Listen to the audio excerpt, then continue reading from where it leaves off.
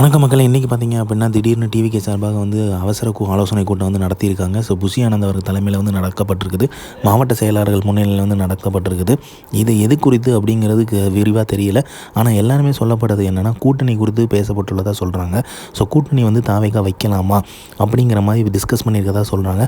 So கூட்டணி அப்படிங்கும்போது இவ்வளோ நாள் பார்த்தீங்க அப்படின்னா ஒரு ரூமரோ சரி ஒரு பேச்சுவார்த்தையோ வந்து அடிபட்டு இருக்குது. என்டிஏ கூட்டணி பற்றி தான் பேசிகிட்டு இருக்காங்க. ஸோ இவங்களும் அவசர ஆலோசனை கூட்டம் கூட்டினதை பார்க்கும்போது அதுக்காக தான் இருக்குமோ அப்படிங்கிற மாதிரியும் செய்திகள் வந்தவண்ணம் உள்ளது.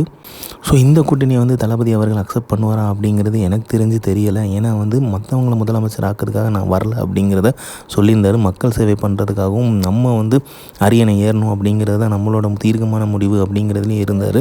ஸோ அதனால் இந்த கூட்டணி வந்து எதை குறித்து இருக்கும் அப்படிங்கிற மாதிரி தெரில. இப்போ பார்த்தீங்க அப்படின்னா ரீசெண்டாக வந்து சில கூட்டணிகள் வர்றதுக்கு கட்சிகள் வர்றதுக்கான வாய்ப்புகள் இருக்குது அப்படிங்கிற மாதிரி சில அரசியல் வல்லுநர்கள்லாம் சொல்லிக்கிட்டு இருக்காங்க. முக்கியமாக பார்த்தீங்க அப்படின்னா விசிகா கம்யூனிஸ்ட்டை பற்றி பேசிக்கிட்டு இருக்காங்க.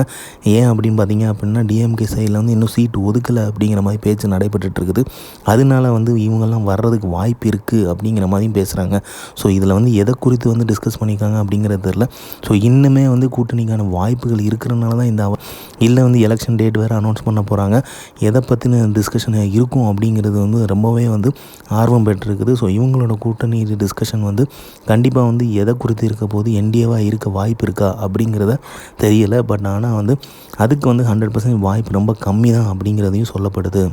ஏன்னா தளபதியுமே வந்து வேட்பாளர் நேர்காணல் வந்து 60 தான் பண்ணியிருக்காரு அப்படிங்கிற மாதிரி சொல்கிறாங்க. ஸோ அதனால நியூஸ்கள்லாம் பார்த்தீங்க அப்படின்னா கூட்டணி என்டிஏ கூட்டணினால தான் இவ்வளோ தான் பண்ணியிருக்காரு அப்படின்னு அதுக்கப்புறம் எந்த நேர்காணலுமே நடத்தலை. ஸோ வேட்பாளர் நேர்காணல் வந்து கண்டினியூஸாக நடந்திருக்கணும் 234 தொகுதிகள்லாம் அப்படிங்கிற மாதிரியும் பேச்சுவார்த்தை வந்து அடிபட்டு இருக்குது. ஸோ நிதானமாக தான் பண்ணுறாங்க அப்படிங்கும்போது கூட்டணி ஒரு வேளை வருதோ எந்த பக்கத்துலேருந்து வருதா இல்லை என்டிஏ கூட்டணி தான் போகிறாங்களா அப்படிங்கிற ஒரு டவுட் வந்து கிளப்பப்பட்டிருக்குது. ஸோ இது வந்து தெரியலை. ஸோ உங்களுக்கு வந்து என்ன தோணுதுங்கிறத கமெண்டில் சொல்லுங்கள்.